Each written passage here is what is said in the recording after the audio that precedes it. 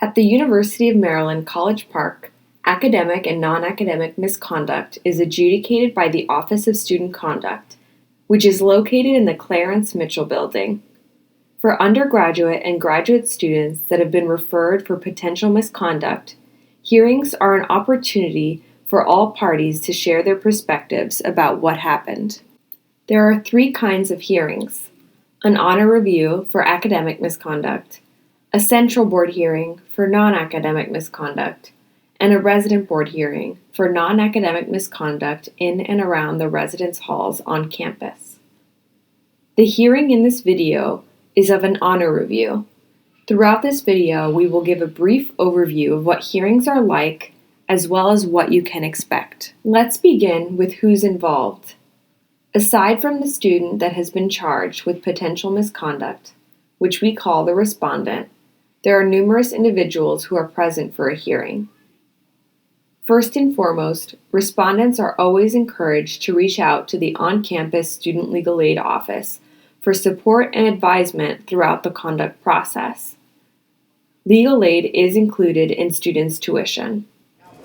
Hi, my name is Bryce and I'm a student legal aid advocate. My job is to assist students throughout the process. I help them to craft their narrative for the hearing, craft questions, and present mitigating and aggravating circumstances if found responsible. The presiding officer, or PO, is a student from the university student judiciary that facilitates the hearing. Hi, I'm Kaylee Towie and I'm a presiding officer for the university student judiciary.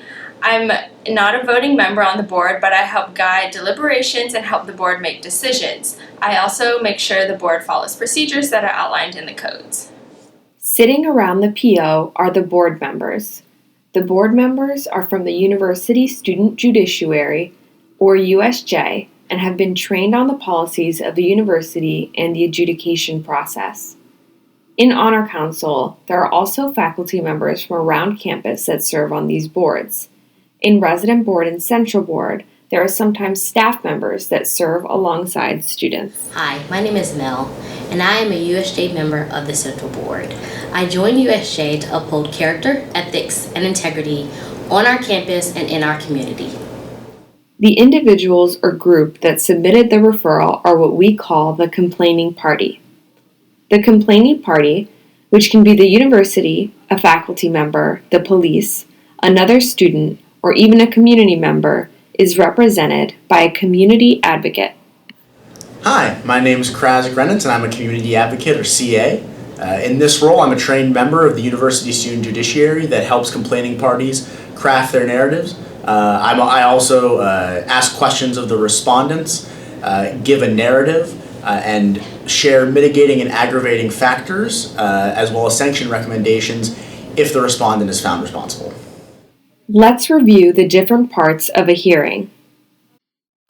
The hearing begins with the honesty statement being read by the PO, potential charges, opening statements by each party, the complainant's narrative, open questioning towards the complainant, the respondent's narrative, open questioning towards the respondent, witness statements if there are any, closing statements by each party, parties dismissed for board deliberation, the board's decision announced, and then, if relevant, sanctioning if the respondent is found responsible.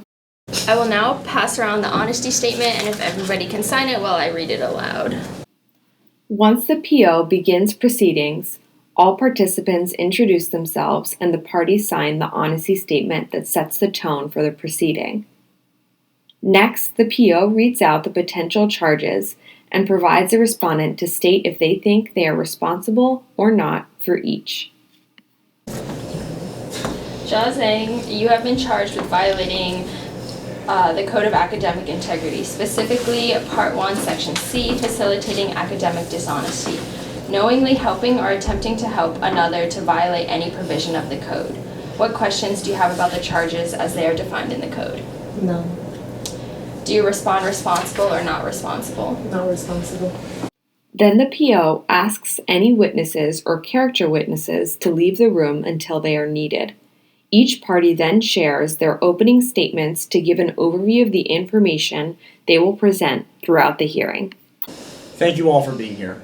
Over the course of today's hearing, I will detail how the respondent facilitated academic dishonesty by sharing her test with her friend who was currently taking Dr. Goodwin's course. This was strictly prohibited in the syllabus.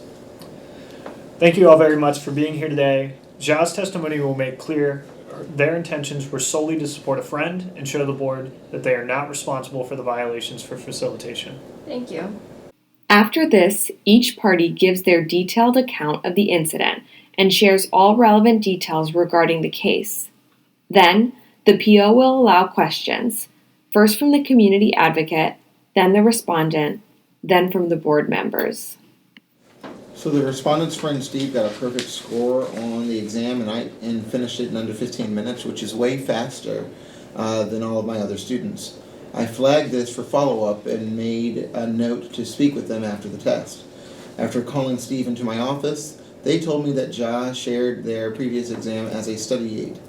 Now, Steve said they felt guilty when they got to the exam and saw that they had studied many questions from the old exam, but they didn't know what to do and didn't think that it was that bad. I explained past exams are prohibited study aids, and I referred them to the Office of Student Conduct. Professor, did you notify students before the exam that they couldn't use past exams to study? Yes, it's clearly stated in the syllabus, which I brought here. Thank you, James. The respondent can share their account of the incident with the board at this time. I absolutely didn't mean to violate any policies. I was just trying to help a friend.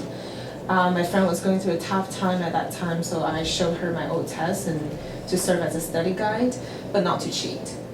I didn't know the professor used parts of the old test, and I don't remember the professor ever saying this when I took the class, which was 2 years ago.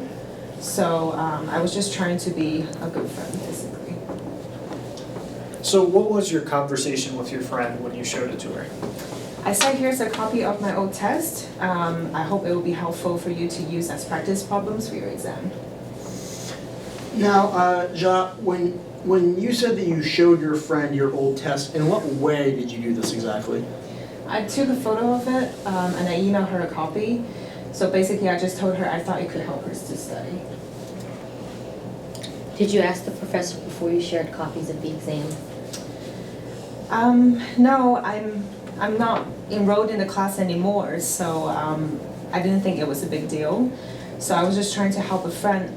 I really didn't know I needed to talk to the professor about this. At this point in the hearing, if there are any witnesses from either the complaining party or the responding party, they have the opportunity to share their perspectives and any evidence. In this hearing, there are no witnesses, so each party shares their closing statement and the board moves to deliberation. Thank you all for sharing your closing statements. At this point, we will adjourn and I will pause the recording so that the board may deliberate to determine responsibility. The parties can wait in their respective areas outside and we will call you back when we're ready.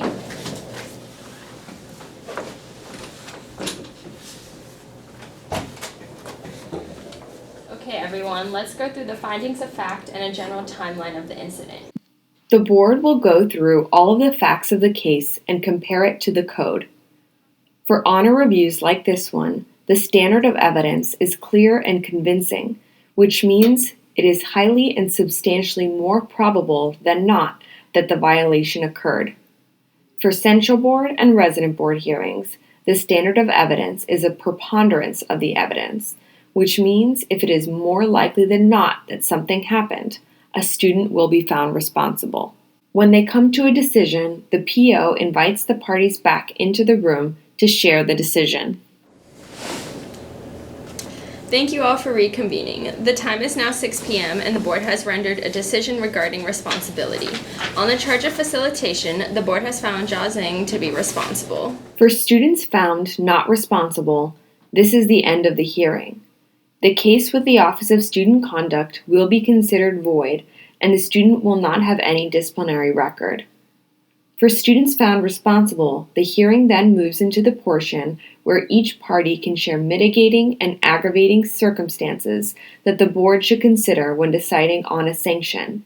The responding party can also comment on any prior disciplinary history, and they can share if they have any character witnesses. Mitigating circumstances are factors that do not excuse or justify the action, but may be considered and potentially lessen the sanction. For example, if a student is found responsible for theft, but can show that their actions were motivated by trying to feed their children that were hungry, they are still responsible, but the sanctions may be less severe than a student who stole headphones from the bookstore. Aggravating factors are circumstances that may increase the severity of the incident and as a result may increase the severity of the sanction. For example, the student has already been found responsible for facilitation, but it may be considered aggravating if the student premeditated the act. Each party can also share what they think an appropriate sanction should be. After this, the PO will thank everyone for their time and dismiss the parties. The PO leads the board members in a discussion to come up with a decision about sanctioning. Once they make a decision, the PO will write up a report and the respondent will be notified about the decision from the Office of Student Conduct. Thank you so much for watching our hearing tonight. Before we close, we'll go over some quick ways to prepare for a hearing. The attire for hearings is business casual. Be on time or arrive 30 minutes early. Don't forget to read the relevant codes and policies and bring any relevant documents. Feel free to ask for help, including meeting with student legal aid or making an appointment with the counseling center. If you have any questions at all, please feel free to reach out to the Office of Student Conduct by phone or email.